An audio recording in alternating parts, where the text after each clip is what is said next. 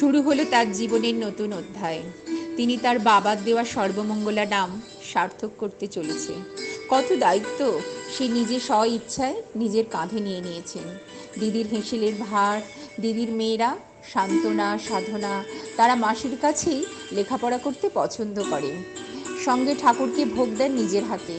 বড় মাকে বলেন, দিদি তোমার এবার বিশ্রাম করার সময়, আমার পড়াশোনা শেষ হয়েছে, এবার আমার কর্ম করার সময়। ভোর থেকে রাত পর্যন্ত তার বিভিন্ন কাজের মধ্যে দিয়ে দিনগুলি কাটছিল। ওদিকে বড় খোকার ছেলে হয়েছে, একদিনও দেখতে যাওয়া হয়নি। তাই রান্নার একটু দেরি থাকায় নাতি দেখতে চলল সর্বমঙ্গলা।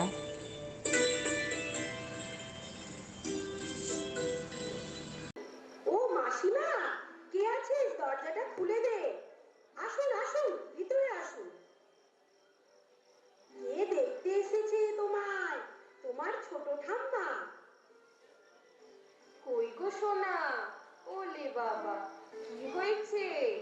আমি কে হই বলো তো তোমার? সোনা আমার বুলু, তুমি কেমন আছো? আমি ভালো আছি মাসিমা, আপনি কেমন আছেন? ভালোই আছি। তুমি খুব আনন্দ পেয়েছো বলো বুলু? এটা যে কি ধরনের সন্তুষ্টি আমি ভাষায় প্রকাশ করতে পারবো না। মা হয়ে তবে একজন নারীর পূর্ণতা মেলে, সেটাই অনুভব করতে পারছি মা হয়ে। এটা তো আমার অশোক, অশোক রঞ্জন চক্রবর্তী। বাহ, খুব ভালো নাম। খুব ভালো থেকো কেমন? আমি এবার আসি, আমাকে রান্না বসাতে হবে যে। আবার আসবেন মাসিমা? হ্যাঁ, নিশ্চয়ই আসবো।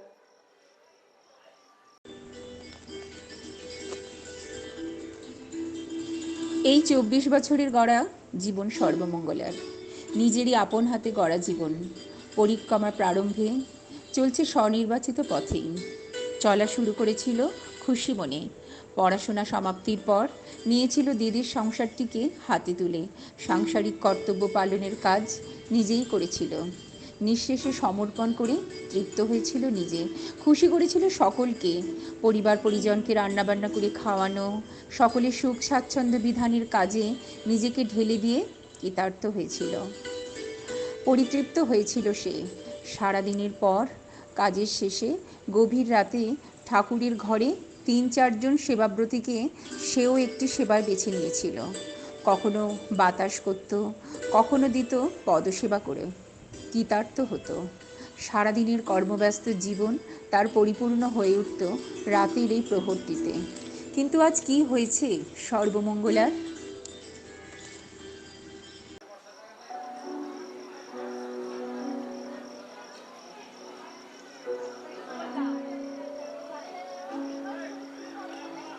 আচ্ছা মুগলি, মেয়েরা যাকে ভালোবাসে তার জন্য কোনো পরিশ্রমেই তাদের কষ্ট হয় না, তাই নয় রে? ওতে কি তারা আনন্দ পায়? তোর কি মনে হয়? সন্তানের জন্য মায়েরা এত কষ্ট করে, কই তাদের তো কোনোদিন কষ্ট বোধ করতে দেখিনি। বরং কষ্ট না করতে পারলেই তারা মর্মাহত হয়। আসলে ভালোবাসার ধর্মই যে তাই, যে করে সেই তৃপ্ত হয়, তাই না? আজকে বিকেলে বড় খোকার বাড়ি গিয়েছিলাম বুলু আর বুলুর ছেলেকে দেখতে। কি সুন্দর হয়েছে বুলুর ছেলে, পিট পিট করে দেখছে বুলুর দিকে। আর বুলুর সুন্দর মুখটা খুশিতে আরো সুন্দর হয়ে উঠেছে। দেখতে খুব ভালো লাগছিল। এই, তুই কাঁদলি কেন রে?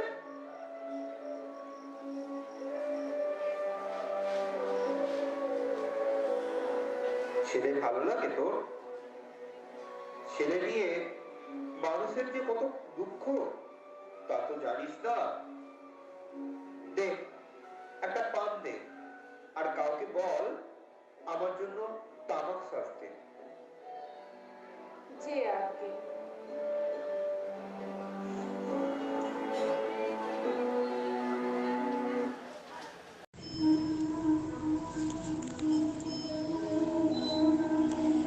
কয়েকদিন পর।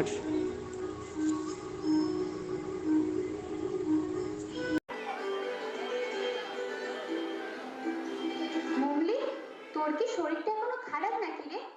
তুই ছাড়, আমি রান্না করছি আজ। না দিদি, আমি পারবো, সেরকম আমার কিছুই হয়নি। আমি কয়েকদিন ধরেই তোমায় দেখছি, তোমার এই ঔষধে কাজ হচ্ছে না। আর আমি তোমাকে ভালো মতো চিনি, তোমার হাজার কষ্ট হলেও তুমি বলবে না। এই বুসাদি, আজকে শুনলাম আশ্রমে একজন কলকাতা থেকে ডাক্তারবাবু এসেছে। যাও তো, একবার ডেকে নিয়ে আসো তো, মুমলিকে দেখাবো। থাক না দিদি। আবার কথা বলছো? চোখ মুখ পুরো শুকিয়ে গেছে, ঠিক মতো খেতে পারছো না, একটা রোগ বাঁধাবে নাকি? যাচ্ছি বড় বৌদি, আমি এক্ষুনি যাচ্ছি। আমিও শুনেছি খুব বড় ডাক্তার, ক্যাপ্টেন চ্যাটার্জি। দিদি, তুমি কেন এত চিন্তা করছো? আমি সুস্থ হয়ে যাব, দেখো। দেখো মুমলি, মানুষ মাত্রই রোগ শোক হতেই পারে, তার জন্য চিকিৎসা করতে হয়, যাতে তারা সুস্থ হয়ে স্বাভাবিক জীবনে ফিরে আসা যায়। বড় মা, ডাক্তারবাবুকে ডেকে এনেছি। ঠিক আছে, ওনাকে চেয়ার দাও।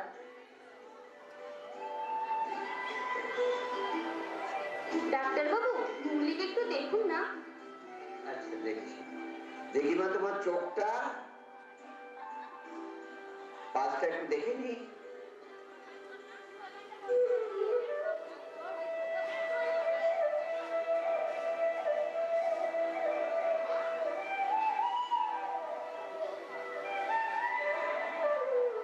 খুব সুখবর, মিষ্টি খাওয়ান, বাড়িতে নতুন অতিথি আসছে। বাহ, সত্যি খুশির খবর। এই মুগলি, মা নেই বলে যে তুমি যা ইচ্ছা তাই করবে তা কিন্তু হবে না। বড় বৌমা সব কথা শুনবে। আর মা থাকলে তোমার জন্য যা যা করতো আমি বড় বৌদির কাছ থেকে শিখে নিয়ে তোমার জন্য তাই তাই করবো। না, যাই, একবার খবরটা সবাইকে দিয়ে আসি। আর শোনো, আজ থেকে তোমার ছোটাছুটি করে কাজ করা একদম যাবে না, বিশ্রাম করতে হবে। ডাক্তারবাবু, আপনি একটু বুঝিয়ে বলে দিন তো। মা জননী ঠিকই বলেছেন, বড় মার কথা শুনবেন মা। আর তাছাড়াও এই আশ্রম যাকে কেন্দ্র করে চলছে তার কথা তো আমি খুব শুনেছি, তাকে দর্শন করতে এসেছি। পরম পিতার অশেষ দয়া যে আমাকে দিয়ে একটা ভালো কাজ করার সুযোগ করে দিয়েছেন।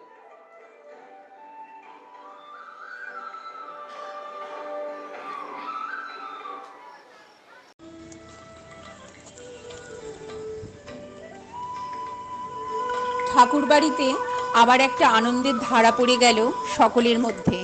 বড়মা আবার মঙ্গলির কাজে সাহায্য করতে লাগলো। অবশেষে একজন সদাচারী বিপ্রকে রাখলেন রান্নার জন্য। আর ঠাকুরের বোন গুরুপ্রসাদী দেবী তার মায়ের অবর্তমানে বড় বৌদিকে জিজ্ঞাসা করে স্বাদ ভক্ষণের কাজ মায়ের ঘরে বসিয়ে সযত্নে করলেন। আঁতুড়ঘর তৈরির ভার নিলেন ঠাকুরের মেজ ভাই প্রভাসচন্দ্র চক্রবর্তী।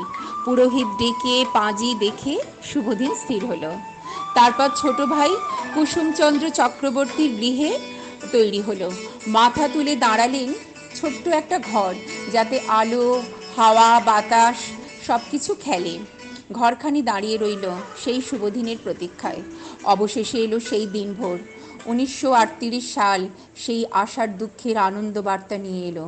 পুত্র সন্তান প্রসব করলেন, শঙ্খ বেজে উঠল, কিন্তু কেউই বাচ্চার কান্নার শব্দ শুনতে পেল না। ডাক্তারবাবু ধাত্রী অনেক চেষ্টা করলেন, শিশুটিকে অনেক চেষ্টা করলেন বাঁচানোর, তাকে কাঁদানোর। অবশেষে শেষ রক্ষা হলো না। ভোরবেলা বড়মার কাছে খবর এলো শিশু সন্তানটিকে বাঁচানো গেল না। ভেঙে পড়লেন বড়মা। বোনকে কি করে বাঁচাবেন, বোনকে কি সান্ত্বনা দেবেন? তার যে মা হওয়ার বড় স্বাদ, জননীর মতো বুকে আঁকড়ে রাখলেন বড়মা ছোট বোন সর্বমঙ্গলাকে। শোকে পড়ে গেলেন সর্বমঙ্গলা দেবী। উত্থান শক্তি রহিত হয়ে গেল, একেবারে নির্জীব হয়ে গেলেন।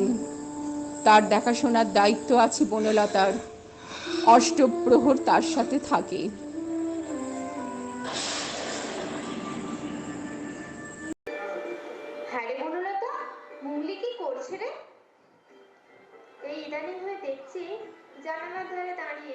ঠাকুর দালানের দিকে তাকিয়ে কি যেন ভাবে, আর বইপত্রতে সবসময় যেন কি সব খুঁজেই চলেছে। যা, ভালোই হয়েছে, ওর পুরনো জগতে ফিরে গেছে। পুঁথিপত্র নিয়ে যদি ও পুরনো জগতে ফিরে আসে তাতে ভালোই হবে, ঠাকুর ওর সহায় হোক। আমি আজকে কি পেয়েছি দেখুন মনসংহিতাতে।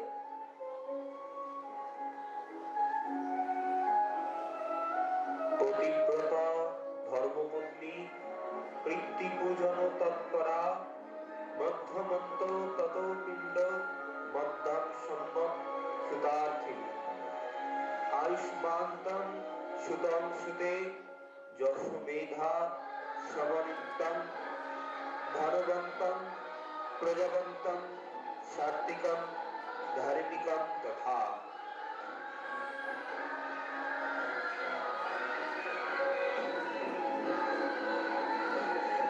পূর্বপুরুষদের উদ্দেশ্যে নিবেদিত পিণ্ডের প্রসাদ আমি গ্রহণ করব, আপনি ব্যবস্থা করে দেবেন। দেখুন দেখুন লেখা রয়েছে, যদি বিধিমাফিক এটি গ্রহণ করা যায় তবে সুদীর্ঘজীবী কীর্তিমান ও তেজদীপ্ত পুত্র সন্তান লাভ হয়। ঋষি বাক্য কখনো মিথ্যা হয় না, আপনি ব্যবস্থা করে দিন, আমি গ্রহণ করি।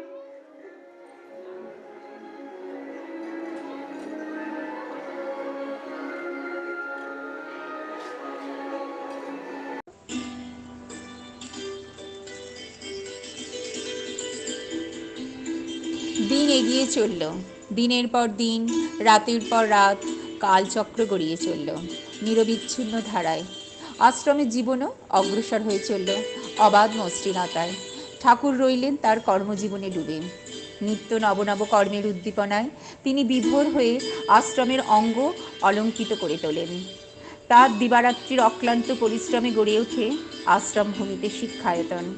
বিভিন্ন প্রকারের কর্মশালা, হাজার হাজার কর্মী ঝাঁপ দেয় এই কর্মযজ্ঞে। অবশেষে এলো সেই দিন। 1938 সালের ভাদ্র মাসের পূর্ণতিথিতে, তাল নবমী তিথি, শ্রী শ্রী ঠাকুরের জন্মতিথির প্রস্তুতি শুরু হলো।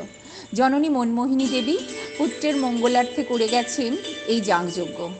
প্রতি বছর সাড়ম্বরে এই তিথিতেই করা হয় পিতৃমাতৃপুরুষদের জন্য পিণ্ডদান। তাদের আত্মার শান্তির জন্য কলিকাতা থেকে এই যজ্ঞকর্মে সমাধান করতে এসেছেন শ্রীযুক্ত মোহিনীমোহন শাস্ত্রী মহাশয়।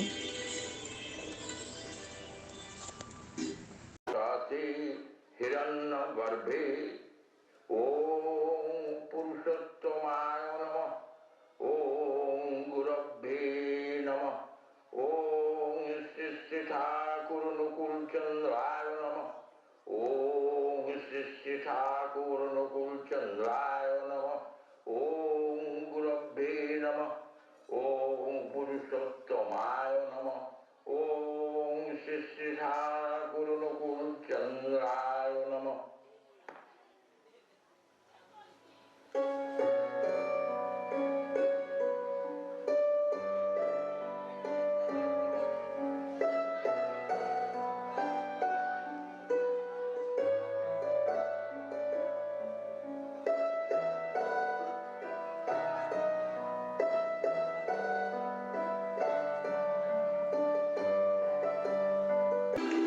কিরে, কি ব্যাপার বলতো, তোর কি শরীর খারাপ?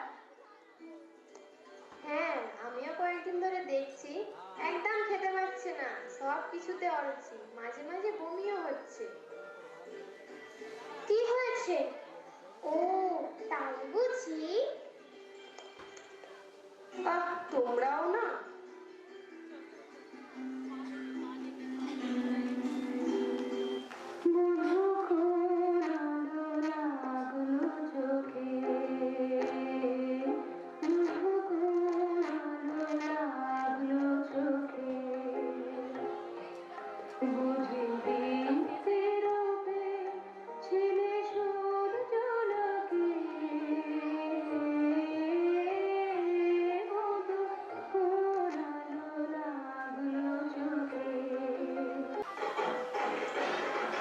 চারিদিকে ঢাকের আওয়াজ, মা আসছে না 6 দিন পরে। ঠাকুর, মুঙ্গলির প্রসব যন্ত্রণা উঠেছে, এবারে শিক্ষিত ধাত্রীর ব্যবস্থা করেছে, এবং আমি নিজেও থাকবো, তুমি আসো আশীর্বাদ করো পরম পিতা। বড় মা, আমি ঘাট থেকে নিয়ে এসেছি। হ্যাঁ, আসুন আসুন। আপনি আগের বারের ঘটনাটি শুনেছেন তো? হ্যাঁ হ্যাঁ, সব শুনেছি, চিন্তা করতে হবে না, চলুন চলুন। ঠিক আছে, চলুন চলুন, আতুর ঘরে চলুন।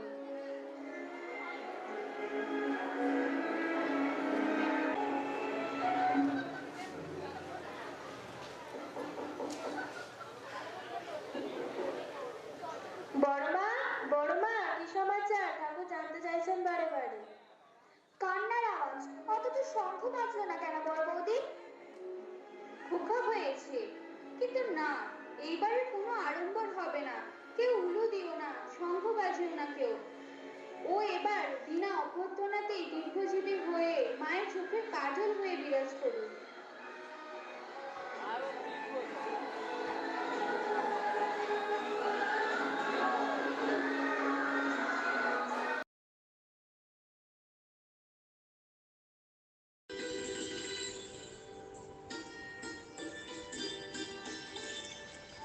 সর্বমঙ্গলা সন্তান চর্চার দিকে একেবারেই পটু নন, কারণ তার নিজের শরীরটাই খুব খারাপ।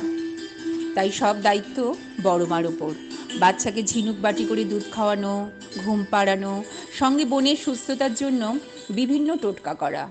ঠাকুর নিজেও তো কত রকম ওষুধপত্রের ব্যবস্থা করেছেন। এইভাবে বড় মায়ের কোলেই বড় হচ্ছে ছোট্ট কাজল, সকলের আদরের কাজল। ওদিকে ত্রিনয়না দেবীও সব ব্যথা বেদনা ভুলে গিয়ে নাতিকে কোলে নিয়ে শান্তির আস্বাদ গ্রহণ করলেন। মা এবং ছেলেকে বুক ভরিয়ে অনেক আশীর্বাদ করলেন। এরপর আপনার চরণে অর্পণ করলাম।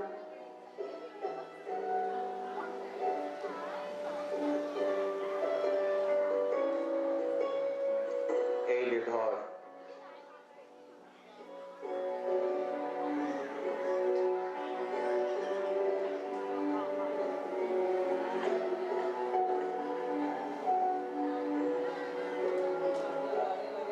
তোমার পিতা অনেক বড় আশীর্বাদ করেছেন।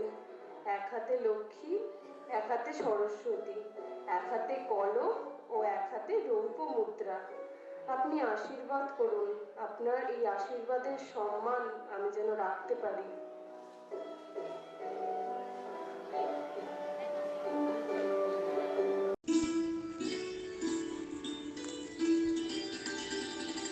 এরপর শুরু হলো সন্তানকে বড় করে তোলার পালা। সন্তানের শরীর সুস্থ রাখার জন্য যা কিছু করণীয় সব সাহায্য করে, আর মা পড়াশোনার দায়িত্ব নিজে হাতে রেখেছেন। ছেলেকে শাসন করলেও বুকে টেনে নেন বড় মা। অনেক সময় এমনও হয়েছে, শাসন করায় ছোট্ট কাজলের কান্না শুনে ঠাকুর ছোটো মাকে তেড়ে এসেছেন। সেখানেও বড় মা ঠান্ডা মাথায় বুঝিয়েছেন ঠাকুরকে, আবার বোনকেও আদর দিয়ে সোহাগ দিয়ে আগলে রেখেছেন। এইভাবেই 11 বছর বয়স হলো তার। এবার মায়ের খুব ইচ্ছে তার বাবা নিজে সৎ নামে দীক্ষা দিক। ঠাকুর তার ছোট কর্তৃক এই ইচ্ছাও পূরণ করার চেষ্টা করলেন।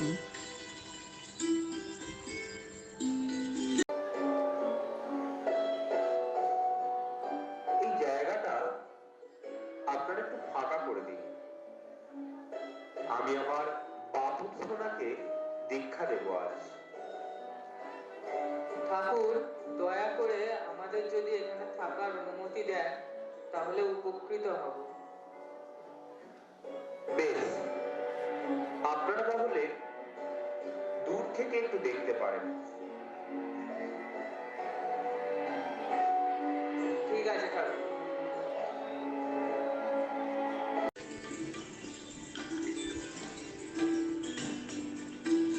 ঠাকুরের দীক্ষা দেওয়ার অনুষ্ঠান জ্যোতি আশ্রমে নারীদের প্রবেশ নিষেধ থাকার জন্য কাজলের ধরিত্রী দীপালি দেবী অর্থাৎ সর্বমঙ্গলা দেবীর ইচ্ছে ছিল সেই স্বর্গীয় দৃশ্যখানি একটি ছবি তুলে রাখা। কিন্তু দুর্ভাগ্যবশত সেদিন শ্রীমতী ফটোগ্রাফারের ব্যবস্থা করতে পারেননি। তাই সে স্বামীকে অনুরোধ করেছিলেন, আপনি পুনরায় একইভাবে যদি বসেন তাহলে একটা ছবি তুলে রেখে মনের বাসনা পূর্ণ করি। স্বামী দেবতা কখনো তার ছোট কর্তির বাসনা অপূর্ণ রাখেননি, তাই তার মনোবাসনা পূর্ণ করতে পরের দিনই একইভাবে বসলেন এবং এখনও সেই ছবি ছোট মায়ের কক্ষে আছে। এইভাবে 13 বর্ষীয় বালকের পৈতে হয়েছিল। পৈতে দেওয়ার ব্যবস্থা করলেন ছোট মা।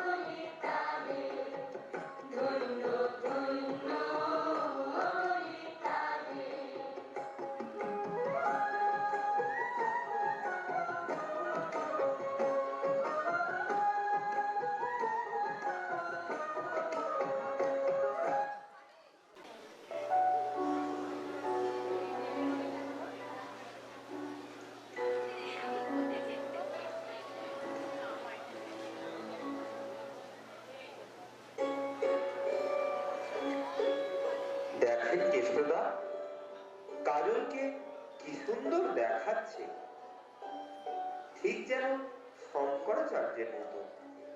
হ্যাঁ, ঠিকই বলেছেন। কাজল রাজার পৈতা হলো সপ্ত ভুবন উদ্ধারিল।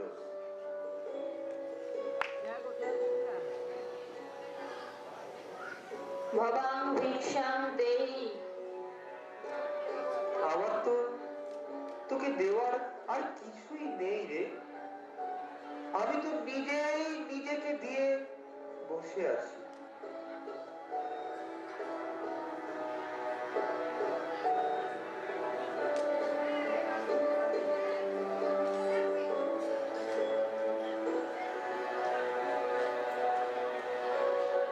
দয়াল যদি কাজলকে বাঁচায় রাখেন, তবে আমাকে যারা যারা ভালোবাসো তাদের কাছে আমার সানুনয় অনুরোধ, তারা যেন কাজলকে সর্বপ্রকারে তদবির করে, যাতে সে কোনো প্রকারে কষ্ট না পায়, তাই করে।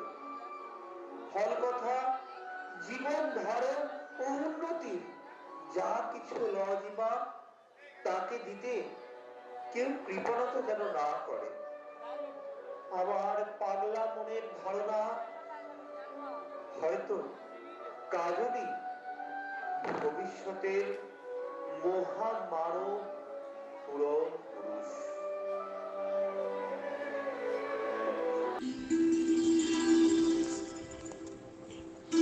এরপর দীপালি দেবীর সন্তান 14 বছরে স্কুল ফাইনাল দিয়ে কলকাতায় বাড়ি ভাড়া করে 1954 সালে সিটি কলেজ থেকে বায়োলজি নিয়ে ক্লাসে ভর্তি হন এবং ঠাকুরের ইচ্ছায় ন্যাশনাল মেডিকেল কলেজ থেকে MBBS পাশ করেন। এরপর পাটনা মেডিকেল কলেজ থেকে MS পাশ করলেন। তারপর তিনি ওই কলেজ থেকেই প্লাস্টিক সার্জারির ওপর PhD করলেন। এই সময় মা বেশ কিছু বই লিখেছিলেন, যেমন লক্ষ্মী মা, নারী প্রশস্তি, ছোট ছোট গল্প বা আরও কয়েকটি বই। এরপর 1962 27 জানুয়ারি ঠাকুরের মহাপ্রয়াণ ঘটল। গোটা সৎসঙ্গে নেমে এলো শোকের ছায়া। দীপালি দেবী ভেঙে পড়লেন। তার অন্তঃস্থল থেকে কেউ যেন বলে উঠল, কাঁদছিস কেন? আমি তো তোর অন্তরেই আছি। নিজেকে সামলে নিয়ে আবার পথ চলা শুরু করলেন। তারপর আবার শ্রী শ্রী সরোজিবালা দেবী অর্থাৎ বড় মা চলে গেলেন।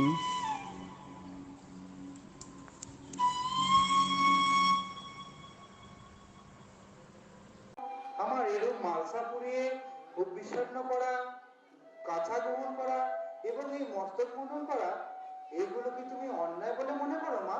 সে কি কথা ছোট বোকা?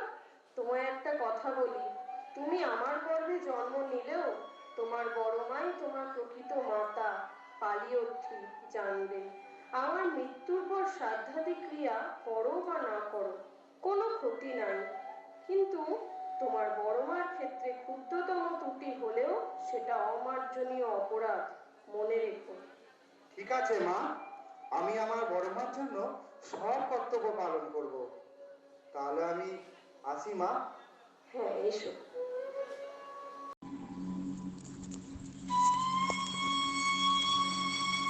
এইভাবে একটার পর একটা বাধা অতিক্রম করে পথ চলা অবশেষে সেই দিন এসে হাজির হলো।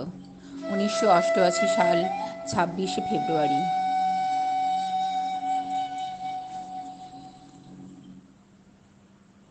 কে আসিস? একবার ডাক্তার নায়ককে ডাকবি? হ্যাঁ দাদা, আমি এক্ষুনি যাচ্ছি।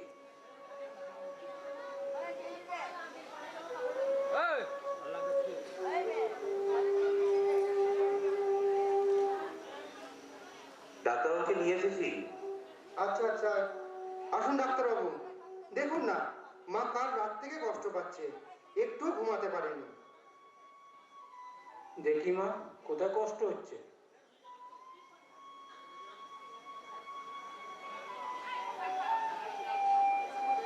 ঠিক আছে, আমি একটা ইঞ্জেকশন লিখে দিচ্ছি। কেউ একটু আসুন, আমার সঙ্গে ইঞ্জেকশনটা নিয়ে আসবেন। চলুন ডাক্তারবাবু, আমি যাচ্ছি।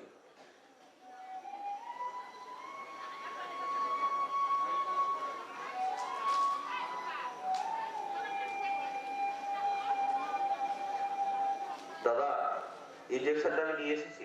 দে দে দে, দেখি।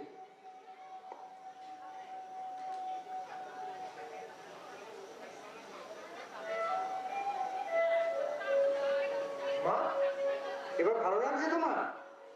হ্যাঁ, ঠিক আছে। আমি একটু পুজো করব।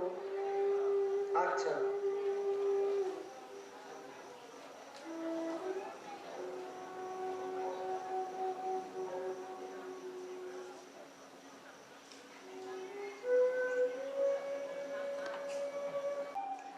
এই নাও বুড়ি, সস্যরণীর জলটা খাও। দাও। এই নিন মাচা।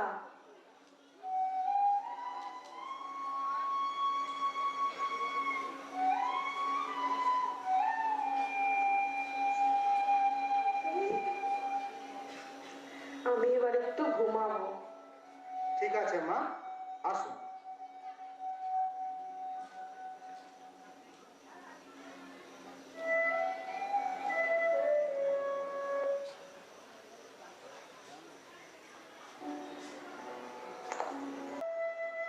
মা গো, মা।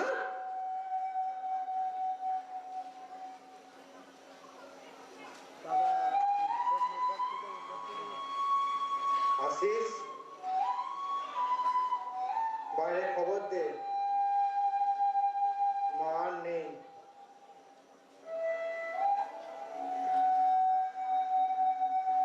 কি বলছেন দাদা?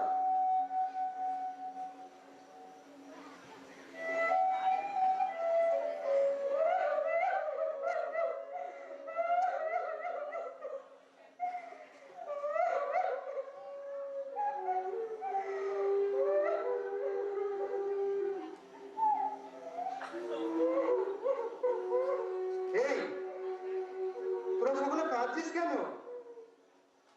মা যে বাবার কাছে গেছে রে।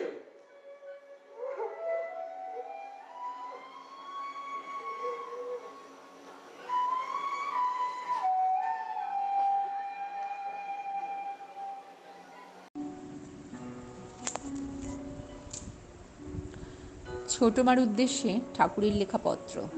তার হাসি ছিল মুখে, তৃপ্তি ছিল বুকে, কথাই ছিল তার সম্বর্ধনা ও সহানুভূতির পত্র প্রেরণা চাইত যখন সে। তার করুণা সম্মিলিত দৃষ্টি আমার বুকখানাকে আশায় ভরসায় উদ্দীপিত করে তুলত, আর বৃত্তিগুলো নিয়ে সে যেন সবসময় হাজির থাকতো, তামিল করতে আমারই মুখপানি চেয়ে। কিছু বললে যেন ধন্য হতো, আর কাঁপন শূন্য ক্ষিপ্ততার সঙ্গে তা করত। আমাকে সেবা করা, স্তুতি করা, তুষ্ট করা এবং পুষ্টি নিয়ে সমৃদ্ধ করা, আর আমাকে অটুট রাখবার জন্য আমার পারিপার্শ্বিকের শুশ্রূষা করা, সুস্থ সবল পূর্ণ করে তোলা ছিল যেন তার স্বাভাবিক ধর্ম। তার খুশিটাকে ধার নিয়ে সবাই যেন তার প্রতি খুশি থাকত। সে আমার কখনো বাধা হয়নি, বরং বৃদ্ধিই করেছে। সে আমার সর্বমঙ্গলা। মুংলি, আয় তুই আয় আমার কাছে। ওরে কবে আসবি তুই? আমি যে বড় আশায় পথ চেয়ে বসে আছি, কাল গুনে গুনে দিন কাটাচ্ছি। কবে আমার আশায় আচ্ছন্ন কল্পনার বীজগুলি তোর মঙ্গলদায়ক স্পর্শে অঙ্কুরিত তেজালো বর্ধনশীল হয়ে আপ্রাণ প্রসারণে ক্লিষ্টকে শান্ত, জড়কে চেতন, অলসকে কর্মপটু, অসারকে সাড়াপ্রবণ করে তুলবে। আয় মুংলি আয়। আমি চাই আধার হরা দীপ্ত দেওয়া জয়মুখরা দীপালিকে দেখতে।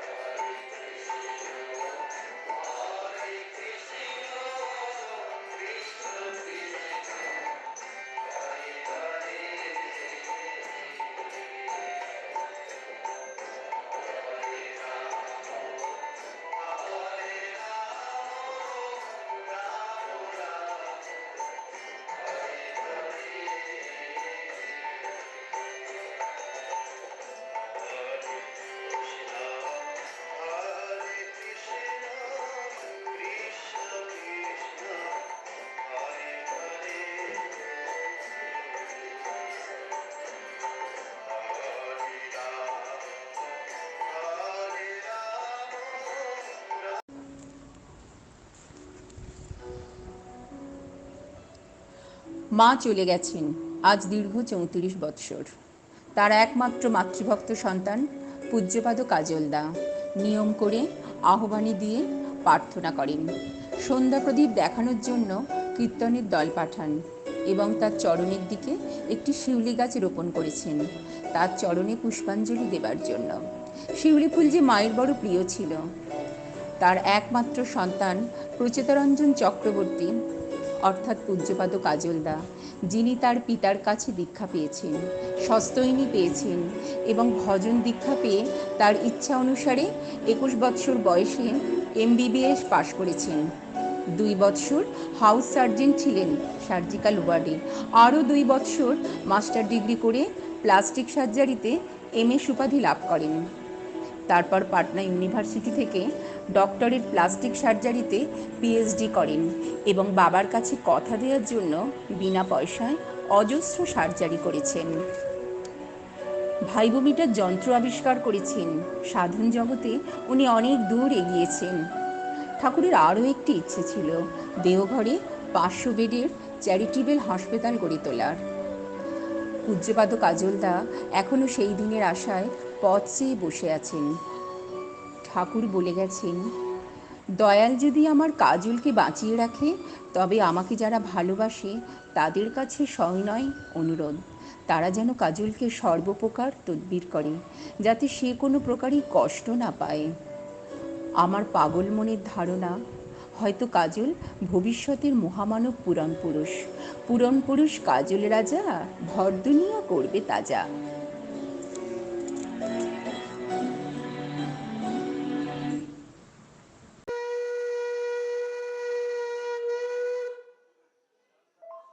তমসার পার অচ্ছেদ দুবর্ণ মহান পুরুষ ইষ্ট প্রতীকে আবির্ভূত, যদ্ভিদ আচরণে তদুপাসনাতেই ব্রতী হই।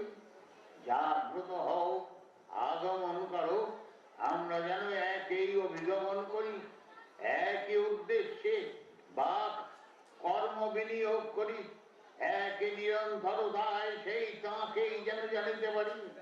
শ্রদ্ধানুসৃত অপূর্যমান ইষ্টৈক প্রাণনায় একই মন্ত্রে একই মননে সমষ্টি উচ্চারণায় বৈশিষ্ট্য পূরণী এক চেতনাভিমন্ত্রণে সৃষ্ট হবে ও শ্রেষ্ঠ ভবনায় সমানাকতীয় সম্মুখ হৃদয়ে জীবন বর্ধনে ঋদ্ধিমান